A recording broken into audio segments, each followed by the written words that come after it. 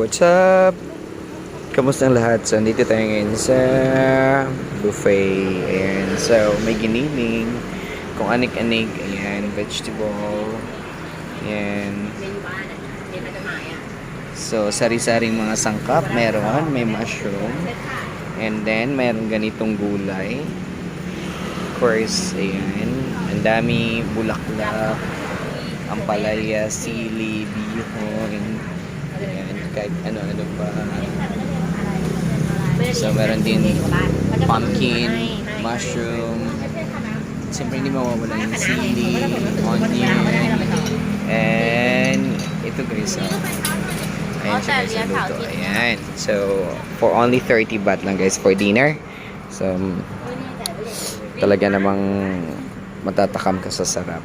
Ito talaga guys, di ba? Parang damo sa atin, dito sa kanila gulay. Di ba? Gulay ito sa kanila eh. Ayan. So, ayan ang order natin, 30. Okay. Thank you.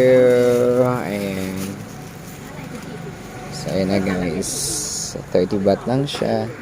So, gusto yung order ko. Sigilid lang ang kasala. Thank you. So, maraming salamat. Yan, follow for more guys. Maraming salamat.